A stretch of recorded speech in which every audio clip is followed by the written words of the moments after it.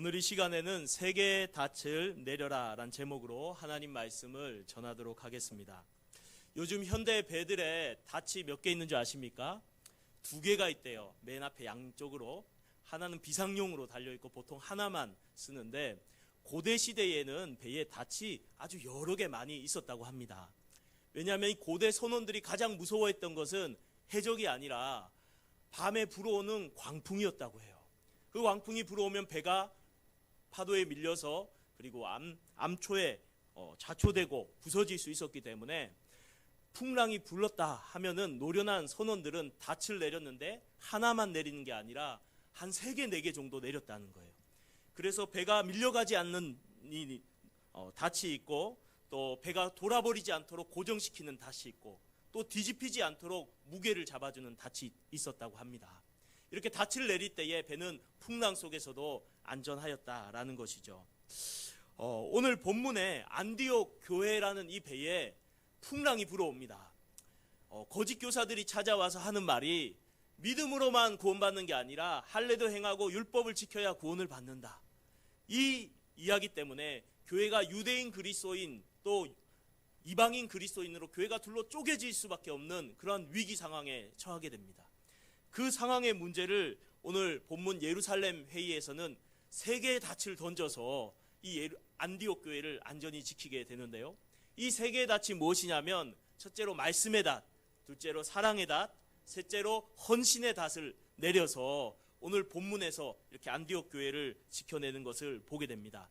오늘 이 시간에는 세상이라는 풍랑 속에서 우리 교회 공동체, 또 우리 가정 공동체, 우리의 삶의 공동체 자리에서 어떻게 우리가 지켜나갈 수 있을 것인가, 이 3가지 닷의 이야기를 통해서 하나님 말씀을 살펴보도록 하겠습니다. 첫째로는 무슨 닷일까요? 따라해 보겠습니다. 말씀의 닻을 내려라. 네, 예, 박자가 안 맞았어요. 다시 말씀의 닻을 내려라. 네, 무슨 닻이요? 말씀. 교회에게 가장 중요한 것이 말씀인 줄로 믿습니다. 하나님의 말씀이죠. 오늘 본문에 보니까 이렇게 시작을 합니다. 이야기가 오늘 본문의 13절에 말을 마침에 야고보가 대답하여 이르되, 형제들아 내 말을 들으라. 하나님이 처음부터 이방인 중에서 자기 이름을 위할 백성을 취하시려고 그들을 돌보신 것을 시므온이 베드로가 말하였으니, 15절 선지자들의 말씀이 이와 일치하도다. 기록된 바 하면서 17절에 넘어가면, 이는 그 남은 사람들과 내 이름으로 일컬음을 받을 모든 이방인들로 주를 찾게 하려 함이라 하셨으니, 19절에 그러므로 내 의견에는 이방인 중에서 하나님께 돌아오는 자들을 괴롭게 하지 말고, 이렇게 말씀하고 있어요.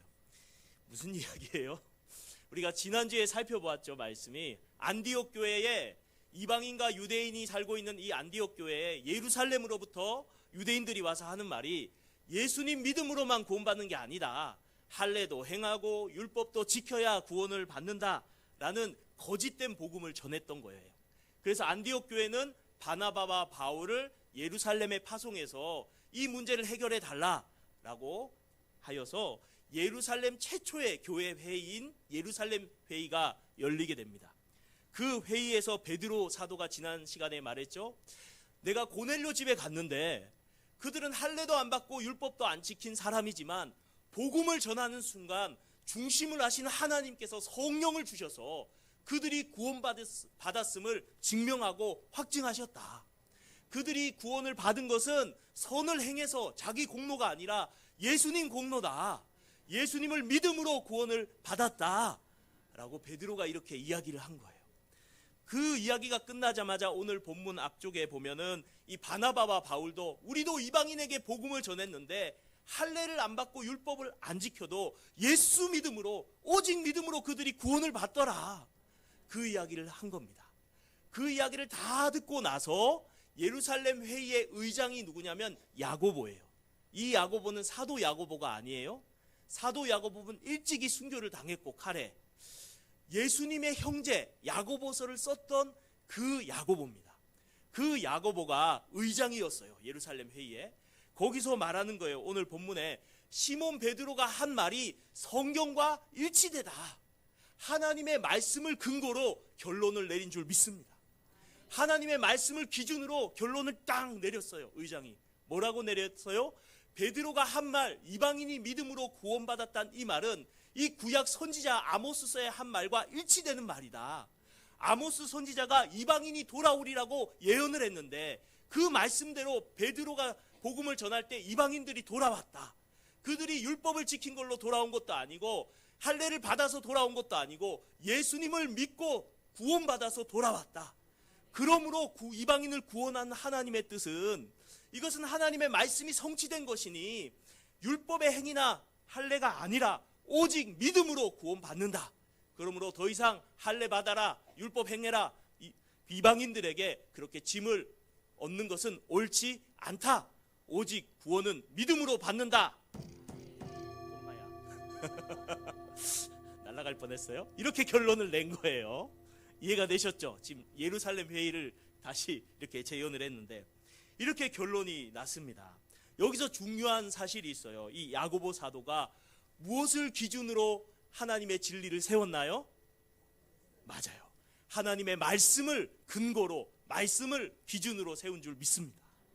우리의 경험도 중요합니다. 경험 없는 신앙이 안 되면 안 돼요. 경험이 있어야 돼요. 그러나 경험도 기준이 아니에요. 내 생각도 기준이 아니에요. 우리 신앙의 기준, 교회의 기준은 오직 하나님의 말씀인 줄로 믿습니다. 그래서 우리는 항상 생각해요. 하나님의 말씀에 합당한가? 하나님 말씀에 일치되는가? 하나님의 뜻에 맞나? 우리가 말씀을 기준으로 우리의 신앙과 우리 교회 공동체를 세워가야 될 줄로 믿습니다. 사실 이러한 일들은 교회 역사 속에 계속되었어요. 교회 역사 속에 이 최초의 예루살렘 회의 말고도 이단들이 생겨났을까요? 안 생겨났을까요? 생겨났어요. 어떤 이단이 최초로 등장하냐면 하나님은 세 명이다. 성부, 성자, 성령 각각 세 명이지 하나가 아니다. 맞아요? 틀려요? 틀려요. 이런 이단이 등장한 거예요. 그랬더니 조금 있다가 또 다른 이단이 등장했어요. 하나님은 한 분이시다. 그런데 역할이 다르다. 어느 때는 성부 하나님으로 나타났다가 언제 때는 성령 하나님으로 나타났다가 언제는 예수님으로 나타나는 거다. 마치 아빠가 회사에 가면은 과장, 그리고 집에 오면은 아빠, 그리고 교회 가면은 집사님인 것처럼 역할이 다른 거지 하나님은 하나다. 맞아요? 틀려요? 갑자기 대답이 없는 거 보니까 헷갈리기 시작했어요. 이거의 양태론이란 이단이에요. 이단. 틀려요. 성경은 성부 하나님과 성자 예수님이 서로 대화하시죠. 교제하시고. 이것은 성경에 이 이단들이 등장했을 때 초대교회는 회의를 열었어요. 니케아 공의회, 콘스탄티노플 공의회라는 회의를 열어서 결론을 딱 내릴 때 성경 말씀을 근거로 딱 결론을 내려요. 성경의 성부, 성자, 성령 하나님은 구별된 삼인격으로 존재하신다. 하지만은 그 본성은, 그 영광은, 그 권능은 동일하고 동등하고 하나이다. 라고 결론을 내린 줄 믿습니다. 무슨 말인지 잘 모르시겠죠? 다음에 성경 공부할 때 자세히 설명을 드릴게요. 구별된 세 인격이지만 신적인 본성은 하나이다. 이게 삼위일체의 핵심입니다. 그렇게 진리를 세웠어요. 근데 또 이단이 등장했어요. 이번에는 예수님이 사람이다, 하나님이다, 이거 가지고 싸우는 거예요. 어떤 사람이 말해요. 예수님은 하나님이시다. 사람으로 온 것지만 영으로 이렇게 오셨고 겉으로 보일 때만 사람처럼 보였다. 가연설이라고 그러는데 이것은 이단일까요? 아닐까요? 이단이에요. 그리고 또 어떤 사람은 말해요. 예수님은 사람이다. 하나님의 영이 잠깐 왔다가 떠나갔고 그냥 피조물이고 사람이다. 맞아요? 틀려요? 틀려요. 그래서 성경을 기준으로 다시 진리를 세웁니다. 예수님은 참 하나님이신데 육신을 입고 참 인간이 되셨다. 그래서 우리 죄를 위해서 죽으신 것이 우리를 속죄하게 된 것이다. 예수님은 참 하나님이시며 참 사람이시다. 이것이 바른 교리인 줄로 믿습니다. 이렇게 진리를 세워가는 거예요. 종교개혁이 또 흘러갔습니다. 로마 카톨릭이 처음에는 초대교회 때는 잘 믿음으로 나가다가 점점 성경에서 벗어났어요. 그래서 뭐라고 말하냐면 면죄부를 사면 구원받는다 이렇게 말하는 거예요. 돈 주고 면죄부란 걸 사면 구원받는다. 천주교에서 그렇게 가르친 거예요. 맞아요? 틀려요? 틀려요. 그러면서 또 말하는 것이 믿음으로만 구원받는 게 아니라 믿음 플러스 선행을 해야 이 두 가지로 구원을 받는다. 맞을까요? 틀릴까요? 틀려요. 그래서 종교개혁자들 루터와 칼빈이 이런 캐치프레이어를 냅니다. 말씀으로 돌아가자. 다시 성경으로 돌아가자. 성경이 뭐라고 하는가 보자. 그래서 성경을 펼쳐봤더니 뭐라고 말해요? 오직 믿음으로만 구원을 받는다. 선을 행하는 것은 오직 구원받은 믿음의 열매고 증거이지 그것이 공로가 아니다. 감사의 표현일 뿐이다. 우리는 오직 예수님의 은혜로 믿음으로 이 죄인이 구원을 받는다. 다시 초대교회 진리를 확인하고 돌아간 줄 믿습니다. 오늘날에도 세대 세관점이란 바울학파란 관점으로 똑같은 이단이 또 자유주의 신학이 도전했는데 또 보수적인 신학에서 성경을 봐라 하면서 다시 또 진리를 세워간 일들이 있어요. 우리 주변에 이단이 많아요, 적어요? 많아요. 야, 여기 와봐라, 보이사가 계신다.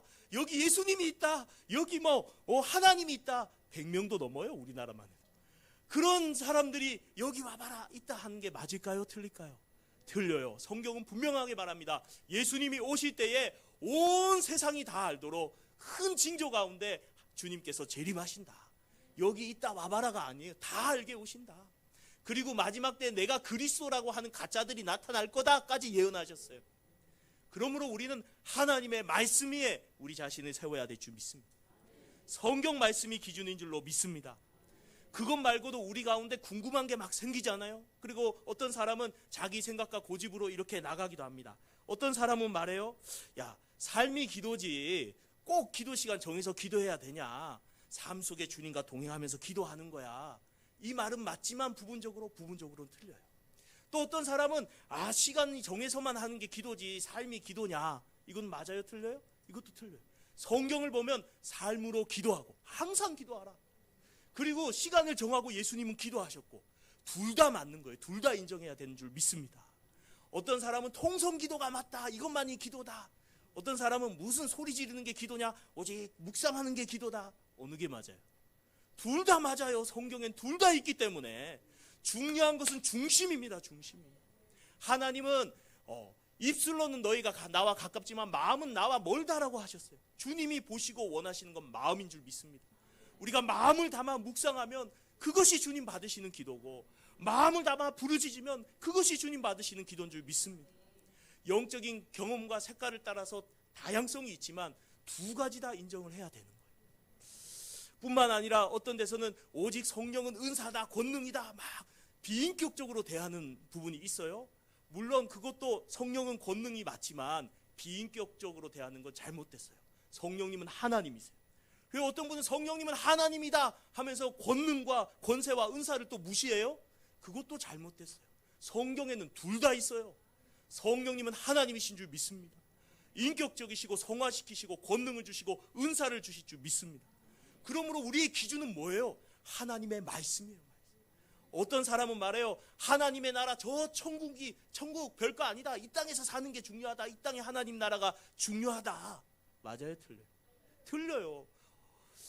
어떤 사람은 이 땅은 무시하고 저 죽어서 가는 천국만이 중요하다. 맞아요, 틀려요? 틀려요.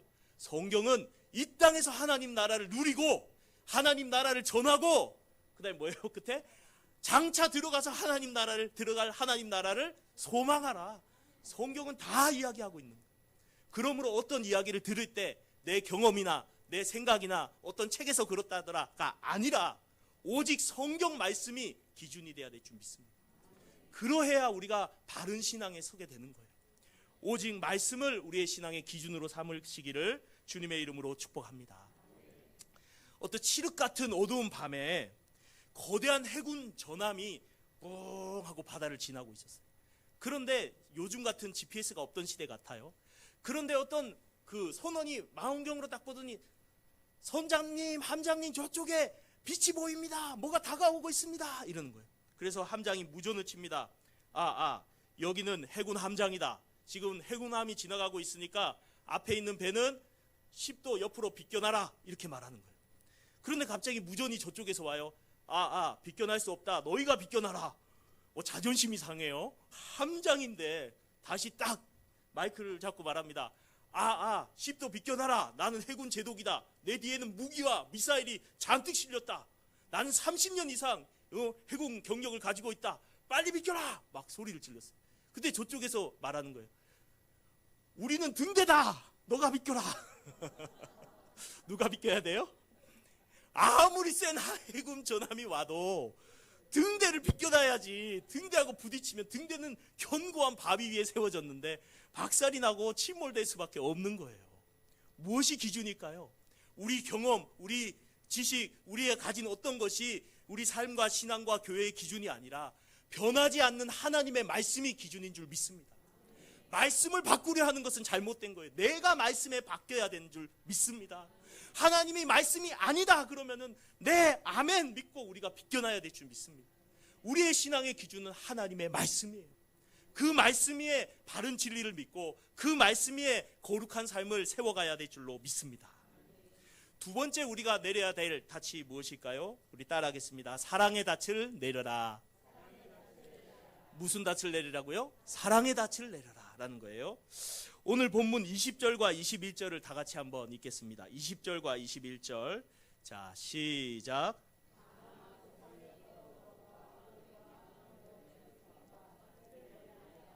편지하는 것이 옳으니 이는 예로부터 각 성에서 모세를 전하는 자가 있어 안식일마다 회당에서 그 글을 읽음이라 하더라. 아멘. 네. 야고보 사도가 이방인 그리스도인이든 유대인 그리스도인이든 다 믿음으로만 구원을 받는다. 꽝꽝꽝 결론을 내린 후에 거기에 첨부해서 몇 가지 이야기를 한 게 오늘 본문의 말씀이에요. 뭐라고 이야기하냐면 음행과 목매어 죽인 것과 피와 우상 제물을 멀리하라고 권합니다. 이방인 그리스도인들에게. 이것을 이해하려면은 율법을 이해해야 되는데요. 율법이 여러분 세 가지로 나누어질 수 있어요. 뭐냐면 첫째는 의식법, 제사에 대한 것.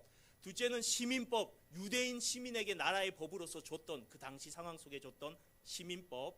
셋째는 도덕법이에요. 십계명. 살인하지 말라, 간음하지 말라, 우상 숭배하지 말라, 이런 거짓말하지 말라, 이런 도덕법 세 가지가 있는데 이 의식법과 시민법은 예수님에 대한 모형과 상징이고 하나님 나라의 상징이고 예수님이 십자가로 구속을 완성하시는 순간 더 이상 제사 드릴 필요가 있어요? 없어요? 없어졌어요. 구원이 유대인에게만 갇혀 있는 게 아니라 온 이방을 향해 펼쳐졌기 때문에 더 이상 유대인의 시민법도 지킬 필요가 없어졌어요. 그런데 계속해서 지켜야 될 법이 남아있는데 도덕법, 십계명이죠. 살인하면 안 되죠. 거짓말하면 안 되죠. 미워하면 안 되죠. 이런 도덕법, 간음하면 안 되죠. 이런 도덕법에 향해서 그 중에 한 가지인 음행을 대표로 이야기하면서 음행하지 말아라 라고 말하고 있어요. 우리가 예수님을 믿고 나면은 믿음으로만 구원을 받는 줄 믿습니다. 그러나 구원받고 나서 내 마음대로 살아야 되나요? 마음껏 죄지어도 살아도 되나요? 아니에요. 구원받았다면 죄를 버려야 될 줄 믿습니다. 거룩하게 살아가야 될 줄 믿습니다. 구원받기 위해 사는 게 아니라 구원받은 백성답게 사는 거예요. 그러기 위해서 마태복음도 예수님께서 산상수훈을 통해서 율법을 깊이 적용하면서 너희가 간음해야 죄라 하지만 나는 말하노니 마음으로 간음한 것도 죄다. 이렇게 하나님의 말씀을 믿는 사람들이 삶에 지키고 적용할 것, 죄를 버리고 거룩할 것에 대해서 말씀합니다. 그것이 믿지 않는 자들에게도 덕이 될 줄로 믿습니다. 그런데 나머지 조항은 이해가 안 되는 게 있어요. 뭐예요? 목매어 죽인 것과 피를 멀리하고 우상 제물을 멀리하라. 이거는 의식법과 시민법이에요. 더 이상 이방인은 지킬 필요가 없는 거예요. 한 가지 좀 살펴볼까요? 우상의 더러운 것은 뭐냐면 당시에 우상 숭배가 지역마다 이방에 많았기 때문에 우상한테 제물을 드린 후에 그 제물을 고기를 시장에서 팔았어요. 그럼 우상 앞에 올라갔던 제물인데 먹으면 될까요? 안 될까요? 돼요? 안 돼요? 몰라요. 누가 판지도 몰라. 누가 우상에 올라간 건지 안 간 건지도 구분이 안 돼. 먹어도 돼요? 안 돼요? 그냥 먹으면 안 돼요. 자, 원칙을 말하면 먹어도 돼요. 왜냐하면 로마서에 있죠. 14장에. 왜요? 이 우상 앞에 올라갔던 음식이지만 그건 누가 만드신 거예요? 하나님이 만드신 것. 하나님이 만드신 것이기 때문에 악해요, 선해요? 선한 것이다. 그것이 성경 말씀인 줄 믿습니다. 처음 듣는 얘기세요? 우상 앞에 올라갔어도 하나님, 그 사람이 바라볼 때 하나님께서 창조했다. 우상은 실제 있는 것도 아니고 가짜다. 사람이 만든 거다. 그리고 하나님이 창조한 피조물은 모든 선하기 때문에 나는 먹어도 된다. 당시 이방 그리스도인들이 이렇게 생각할 수 있었어요. 이게 틀린 걸까요? 옳은 걸까요? 옳은 거예요. 옳은 거예요. 그런데 이해를 못 하시는 것 같은 느낌. 로마서를 한번 읽어보세요. 예, 로마서 14장을 꼭 오늘 집에 가서 14장을 읽어보시기 바랍니다. 거기 써 있으니까. 제 얘기가 아니라 성경에 있는 얘기예요. 하나님이 만든 모든 피조물은 선하기 때문에 먹어도 돼요. 그런데 유대인들이 그 모습을 딱 보면 어떨까요? 이 사람들 아직도 우상 숭배하네?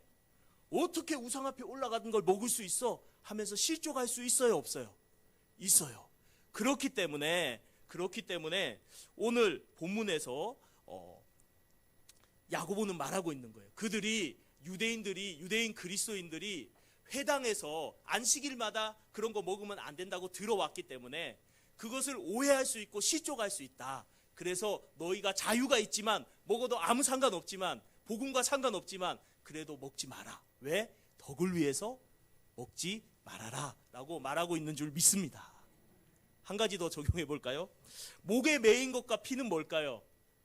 당시에 유대인들은 구약 율법에 시민법에 피를 먹으면 될까요? 안 될까요? 피 먹으면 안 된다. 구약에 그렇게 했어요. 여러분은 순대 드십니까? 안 드십니까? 안 먹어요? 나는 먹는데 맛있던데. 드세요? 안 드세요? 그러면 율법을 다 어긴 건가요? 아니에요. 먹어도 돼요. 선지국도 얼마나 맛있어요. 먹어도 돼요. 자유해도 돼요. 그런데 그것을 보고 있는 유대인들은 어떨까요? 유대인 그리스도인들은 와, 피를 먹다니, 와, 저 사람들 율법을 어겼어. 그러면서 실족할 수 있어요? 없어요? 있어요. 그래서 그들을 사랑하고 배려하는 차원에서 야고보가 먹지 말라라고 말한 줄로 믿습니다. 이해가 되셨어요? 우상의 제물도 같은 개념이에요. 네. 자, 그런데 이처럼 성숙한 그리스도인들은요, 뭘 생각해야 되느냐? 내가 하는 행동이 다른 사람에게 덕이 될까 안 될까를 생각해야 될 줄 믿습니다. 항상 그걸 생각해야 돼. 내 자유야, 내 마음이야, 오라 이거 하면서 마음껏 하면서 옆에 사람들 시험 들고 상처받으면 그 행동을 하면 될까요? 안 될까요? 안 돼요. 안 돼요. 사도 바울도 그래서 말했어요. 내가 고기를 먹어도 된다, 우상에 올라간 거. 그러나 내가 먹지 않는 것은 형제가 실족한다면 난 영원토록 고기 먹지 않을 거다. 바울은 그렇게까지 말했어요. 사랑하는 성도님들, 하나님께서 우리에게 자유를 주셨지만 그 자유로 다른 사람을 시험에 들게 하면 안 될 줄로 믿습니다. 성숙한 신앙은 이것이 다른 사람에게 덕이 될 것인가, 유익이 될 것인가, 믿음이 약한 자가 시험에 들 것인가, 그것을 생각하고 배려하는 신앙이 되어야 될 줄로 믿습니다. 그래서 내가 힘들어도 다른 사람을 배려해서 수고하고 기다려주고 섬기고 함께하는 배려하는 삶, 이것이야말로 그리스도인들이 살아가야 될 삶인 줄로 믿습니다. 다른 이들을 배려할 수 있는 신앙이 되시길 주님의 이름으로 축복합니다. 어떤 지능이 좀 낮은 아들을 둔 아버지가 있었어요. 근데 이 아이가 양말을 신고 왔는데 한쪽은 빨간 거, 한쪽은 파란 걸 신고 왔어요. 아빠가 그걸 딱 보고 이 양말 똑바로 신고 와, 이 말을 하려고 하다가 아이 얼굴 딱 봤는데 아이가 굉장히 흐뭇해. 아빠, 내가 양말 혼자 스스로 신었어요. 이런 표정으로 막 흐뭇하게 하고 있는 거예요. 혼낼 수 있을까요? 없을까요? 못 혼내요. 말없이 방에 들어가더니 아빠도 양말을 짝짝이로 신고 왔어요. 그러면서 아이와 함께 이렇게 출근을 하고 데려다 줬다고 해요. 회사 사람들이 물어봐요. 회사 가서도 짝짝이잖아요. 왜 양말을 짝짝이로 신고 왔냐? 우리 아들이 멋지게 양말 신는 법을 나한테 알려줬어. 아들하고 같이 걷고 싶어서 짝짝이로 신었어. 그렇게 이야기를 했다고 합니다. 사랑하는 성도님들, 이것이 바로 배려인 줄 믿습니다. 사랑으로 배려하는 것. 우리 교회 공동체 가운데 이거 왜 이렇게 했어?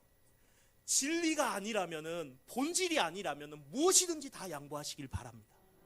빨리 못해도 괜찮아요. 효과적으로 못해도 괜찮아요. 잘 안 해도 돼요. 성도가 시험에 든다면, 실족한다면 잘 안 하고 덕이 되기를 바랍니다. 잘 못하고 배려하기를 바랍니다. 왜 이렇게 설거지를 빨리 못해? 이게 아니라 아이고 설거지 참 잘하네 하면서 기다려주시기 바랍니다. 청소를 왜 이렇게 꼼꼼하게 못해가지고 남겨놓은 거 이게 뭐야 이러면서 시족시키기보다는 청소가 좀 더러워도 먼지가 남아있어도 아유 수고 많습니다 할 수 있기를 바랍니다. 이게 뭐예요? 서로를 사랑함으로 배려하는 것인 줄로 믿습니다. 우리 교회에서뿐만 아니라 우리 가정에서도 우리가 주님의 사랑을 가지고 이 일 잘 못해도 돼요? 하지만 성도를 시족시키거나 사람을 마음을 상하게 해서는 안 돼요. 조금 더 기다려주고 조금 더 들어주고 조금 더 함께해주고 조금 더 도와줄 수 있기를 주님의 이름으로 축복합니다. 이렇게 사랑으로 배려할 때에 교회 공동체가 건강하게 서가게 될 줄로 믿습니다. 세 번째 우리가 던져야 될 닷은 따라하겠습니다. 헌신의 닷을 던지자. 네, 오늘 본문 30절에서 35절 말씀에 보면 이런 말씀이 있습니다. 그들이 기뻐하고 그들이 작별하고 안디옥에 내려가 무리를 모은 후에 편지를 전하니 읽고 그 위로의 말을 기뻐하더라.